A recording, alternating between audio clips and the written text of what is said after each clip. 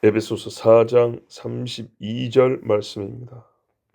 서로 친절하게 하며 불쌍히 여기며 서로 용서하기를 하나님이 그리스도 안에서 너희를 용서하심과 같이 하라. 아멘. 친절은 되게 존중할 때 본래 사람의 어떤 부드럽고 타인에게 온순하고 또 합당한 대우를 하고 자기를 낮추고 상대를 높이고 하여튼 종합적으로 선한 마음과 존중하는 마음을 나타내는 인간관계의 가장 기본적인 덕목입니다. 물론 어떤 친절은 또 다른 목적이 있어가지고 인상을 좋게 하기 위하여 하나의 수단으로 친절한 경우도 있습니다.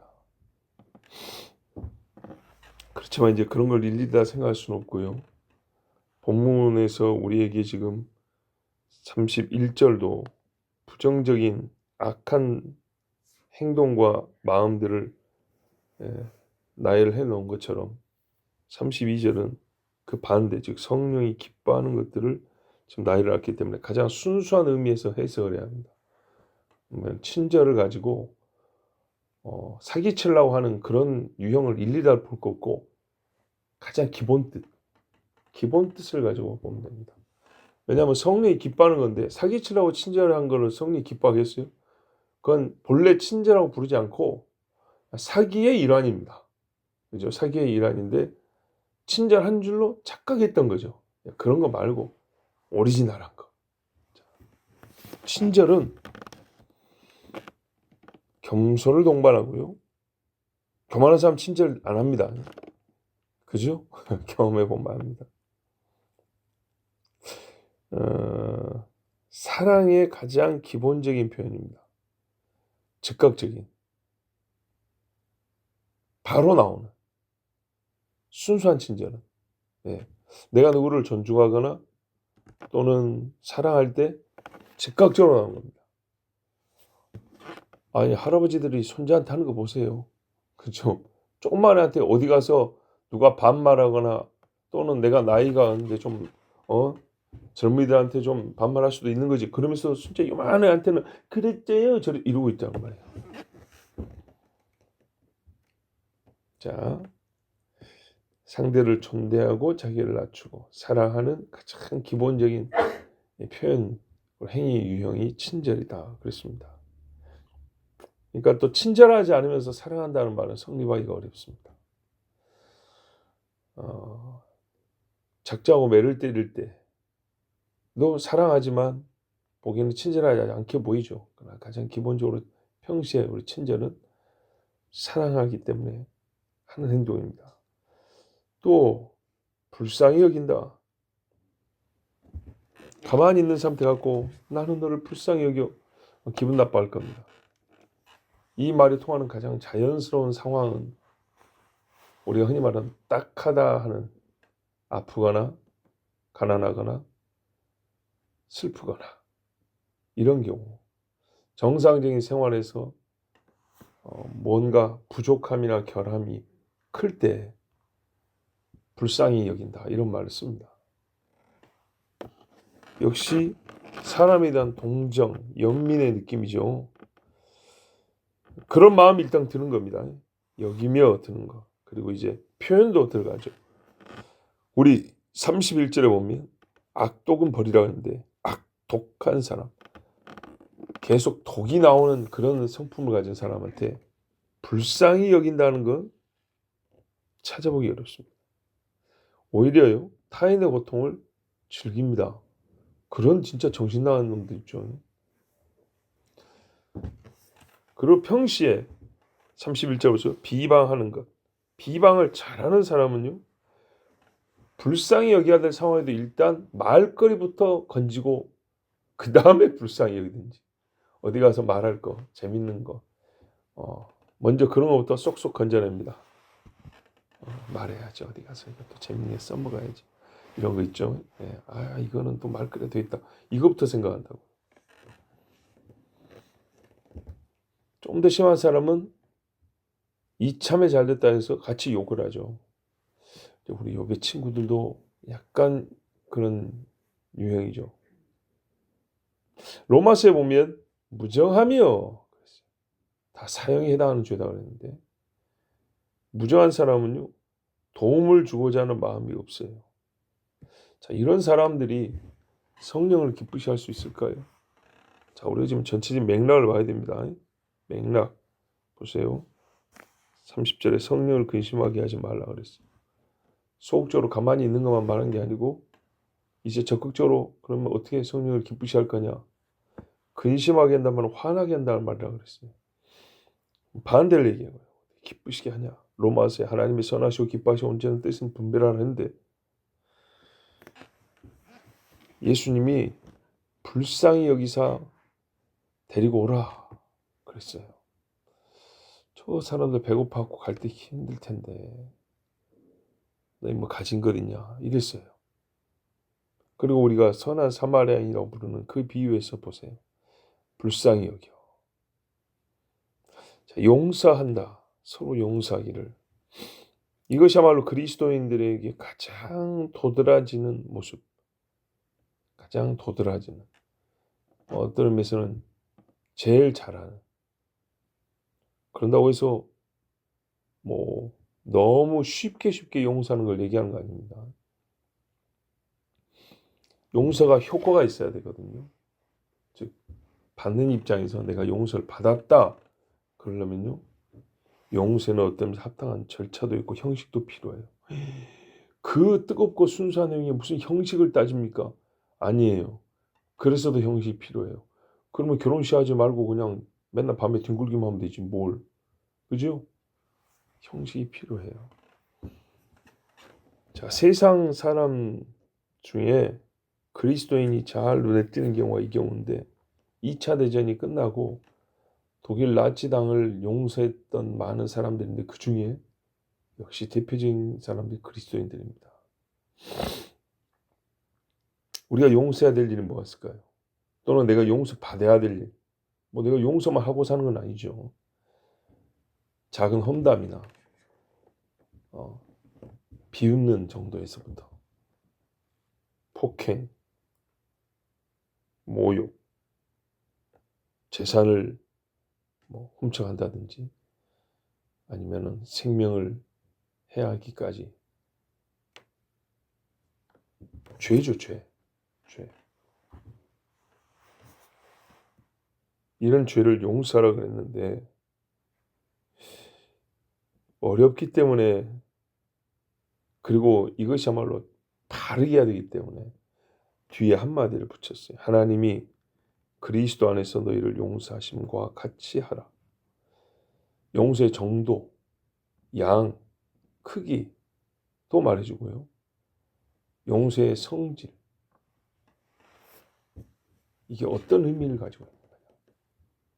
용서라는 행위의 본성이 뭐냐를 얘기할 때도 하나님이 그리스도 안에서 여기서 시작이 됐고 여기에 온전한 용서가 있단 말이죠. 그래서 용서가 무엇이냐 어떻게 해야 되냐는 항상 그리스도 안에서 하나님이 나를 용서하시면 거기서 배워야 됩니다.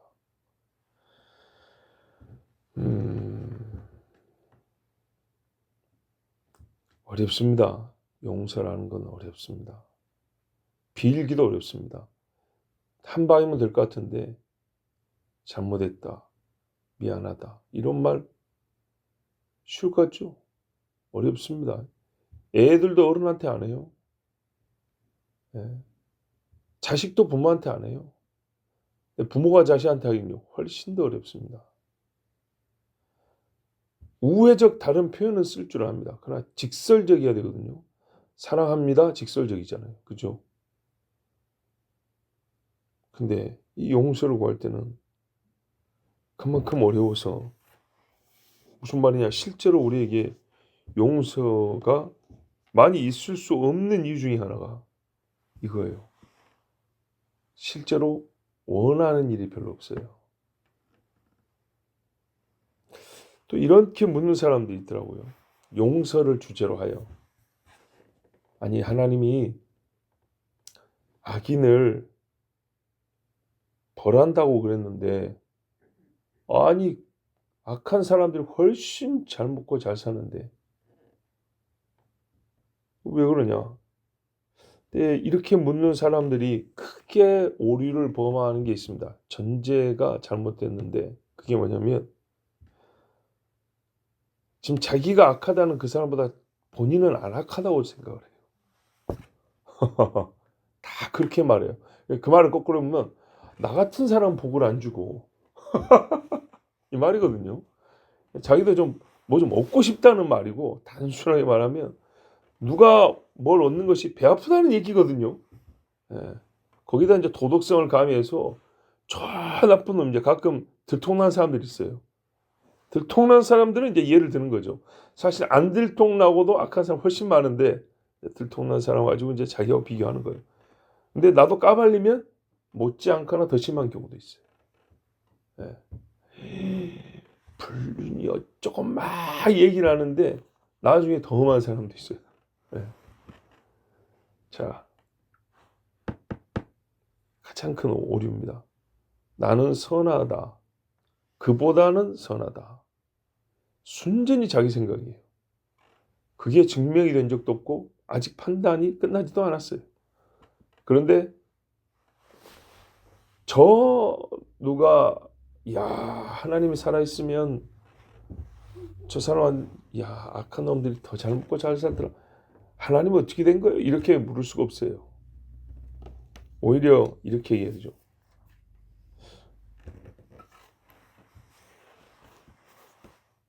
내가 생각할 때 내가 나쁜 짓을 한 걸 보면 참 이렇게 밥 먹고 사는 것이 용하다 이렇게 말해야죠. 그게 더 맞는 말 아닌가요? 한번 따져볼까요? 하나씩. 예. 새치 뽑듯이 하나씩 한번 뽑아볼까요? 내가 지금도 호흡하고 오늘도 뭘 먹을까 어디 갈까 무슨 일을 할까를 생각할 수 있는 이런 기회만 얻는 것도 나 같은 사람이 참 하나님이 사랑이 많으시구나. 용서하시는구나. 뭐 다 용서했다고 우리가 말하기는 어렵지만 적어도 기회를 주시는구나. 그렇게 판단할 정도의 사람이라면 이제 오류를 고친다면 말이죠. 이 정도는 자기가 생각을 해야 되는데 하나님 언급도 본인이 했으니까 그 수준에서도 성경을 깊이 모른다도 본인 말 안에 논리와 자신을 돌아보는 양심적 고백만 있어도 적어도 이렇게 말할 수 있어야 한단 말입니다. 나 같은 인간이 살아있는 게 기적이다. 이 정도도 말할 수 있어야 된다는. 절대 그렇게 안 합니다. 절대. 그러면서 또 이제 용서에 좀 더 가까이 말하면 나는 용서받아도 괜찮은데 저 사람은 용서 안 받아야 된다. 못 받아야 한다. 이런 식의 또 생각. 저런 인간은 용서해 주면 안 돼. 이러고 나는 용서받아 합당하다. 이런 생각. 이 자체가 얼마나 진짜 악독한 마음인지. 자,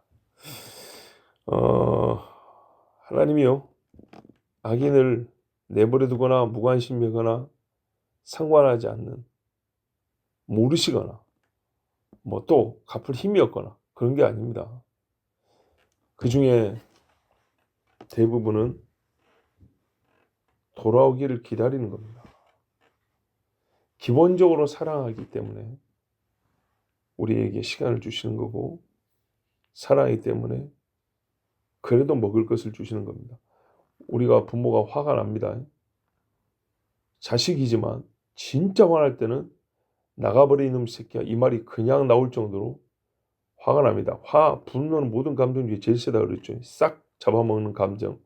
분노에 가득 찼을 때는 뭐 눈에 넣어도 안 아플 자식이 눈 밖에 나가버려도 괜찮겠다고 그냥 쫓아내버리고 싶은 마음이 있어요. 그러면서도 희한합니다. 먹고 가라고 밥은 해놓습니다.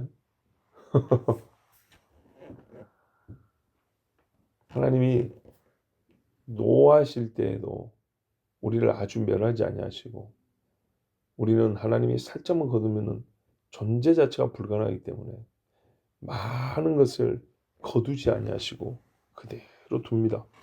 진짜 감사하게도 하나님이 사랑한다는 증거로 우리가 살아있고요. 또 하나님이 용서하시고 용서의 기회를 주는 겁니다.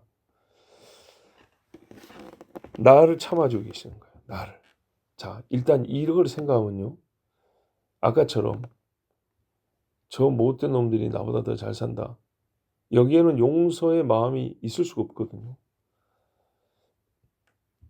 자, 뭐 용서를 오늘 다 얘기하자는 게 아니고 우리가 용서하지 못하는 스스로 이렇게 꺾어버린 마음들, 꼬아버린 생각들 조금만 풀어도 자기가 먼저 용서받아야 될 사람이란 것만 생각해도 그리스도 안에서 내가 용서받은 것만 생각해도 역시 그리스도 안에서 다른 사람을 용서할 수가 있다는 겁니다. 역사적, 즉 시간적이며 논리적인 순서로는 우리가 분명히 하나님께 먼저 용서를 받습니다.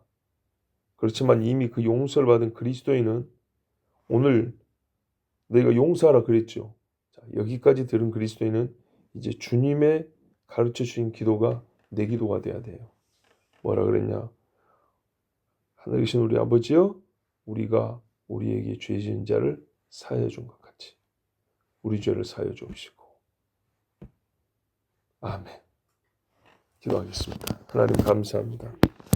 오늘도 우리를 사랑하셨습니다. 지금도 사랑하시고 부르시고 세우시고 기도의 기회를 주셨습니다. 여호와를 찾음이 하나님의 큰 사랑과 용서의 증거입니다. 하나님이 우리를 불쌍히 여기심의 표입니다. 아버지 하나님, 또한 우리 주께서 친절하게 대하셨습니다. 우리를 항상 폭풍 가운데 만나지 아니하시고 따뜻한 햇살과 석양의 그 고요함 속에서도 만나주셨습니다. 이와 같이 우리 그리스도인의 기본 품성과 우리의 변화된 본성이 하나님을 닮게 하여 주시옵소서. 주 하나님 오늘 추수감사주일로 지킵니다. 하나님 주신 많은 은혜와 은총들을 생각하는 날이 되게 하시고 우리 입술에도 풍성한 감사의 열매가 있게 하여 주시옵소서. 예수님의 이름으로 기도하옵나이다. 아멘.